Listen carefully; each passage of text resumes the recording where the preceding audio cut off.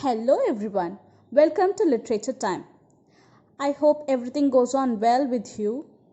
So, with prior intimation, this video will be very useful for you to prepare for this TN Polytechnic TRB Lecturer Exam 2020. The contents displayed in this video is entirely my own personal observation of the previous year question papers. Alright, let's get into the video. What to study is a very simple question because we have the concrete syllabus with us. So it's very important to complete the entire syllabus of Polytechnic TRB Lecturer Exam instead of giving much importance to the deep, detailed analysis of each literary work. Have thorough knowledge of the plot line, characterizations, themes, genre, and techniques employed in one particular novel or play. Read all the available original text of the poems and prose pieces which are very short and easy to comprehend.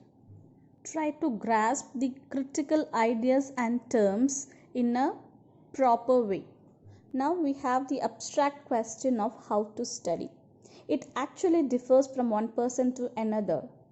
I have just compiled some of the ideas that are commonly proved effective in a exam preparation level. So first thing we have to do is parallel reading and revising technique, which is nothing but you have to parallelly read or study at the same time revise the already studied contents. Primarily, prepare a study schedule of your own choice, of your time allocations. For example, I take up 4 hours of study for new topics and 2 hours for revising. So same way you can also follow it, or you just draft your own schedule of study plan. Try to finish 3 to 5 new topics for every day and 2 to 5 topics for revision. You have to take up a periodical self-evaluation or self-testing.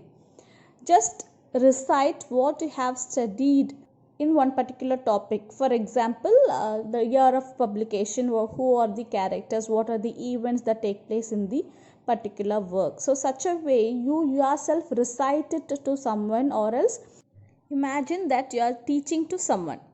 So that first you have to be very clear before you teach someone else, right? So in that way it will be very helpful for you to deeply note down all the important points, important details that you have to remember for the exam point of view. Then finally, analysis of the previous year question paper is well more important to prepare yourself to approach the coming exam.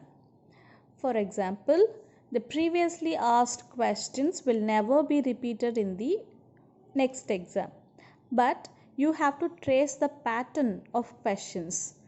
So many of the questions are about the comments on authors or the works. So who said these lines about which work or about which author in certain way.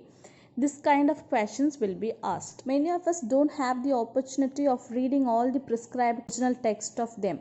So I always suggest you to have the handwritten and detailed analysis or the study of all the prescribed things. After securing acute knowledge of the complete syllabus, your eyes are now glancing at a slide that gives you the idea or the clues that have to be looked upon during your course of preparation.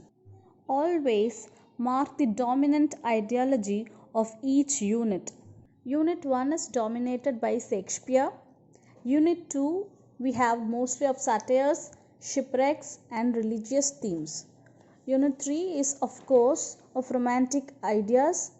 Unit 4 is the sturdy criticism of society. 5 is the modern or contemporary idea, that is decayed morality and loss of faith.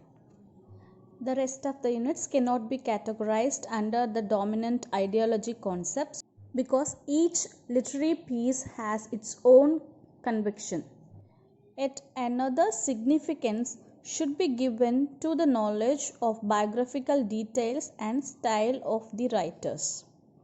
Statistically speaking, we didn't get any questions about his personal life unless that has any importance or reflections on his writings and the lifespan of the writer. Give much more importance to very easy units. Units 3, 4, 5, 6, 7 and 8 are comparably very easier than the other. We can expect approximately 13 to 14 questions per unit.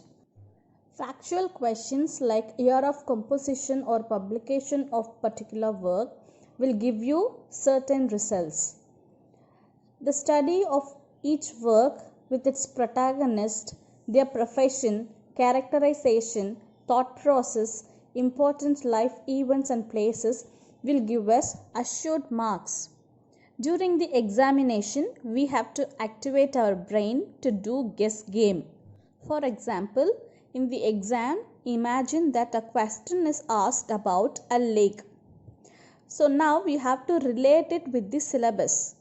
Which are the works that are associated with lake? If we skim through the syllabus, we can find that Wordsworth's Daffodils has lakeside setting. Then Edgar Allan Poe's poem talks about a scary lake. The narrator's father in Atwood surfacing found dead in the lake. Then Canadian writer Wilfred Campbell also write a poem that talks about the deadliness of winter lakes. Similarly, in Unit 10, we have African representative works, that is Chinua Achbe's Arrow of God and Ole Soyinka's A Dance of the Forest, which are prone to confusion. Finally, what I mean to say is that we have to develop a critical approach or association or contrariness towards the subject which we are learning at present. We have plenty of bird imageries. A few I list here. In Walpole, we have a character that is related to a raven. In Milton's Paradise Regained, we have the image of a dove that signifies the Holy Spirit.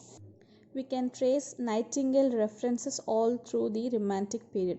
So such a way you have to categorize everything and learn accordingly so that you can remember all the things in your mind. So that's it for the day of discussion. Believe me friends, we are fortunate enough to have a plenty of time to enhance our preparations. So utilize the time, stay focused and don't drift away from our intention. See you in my next video.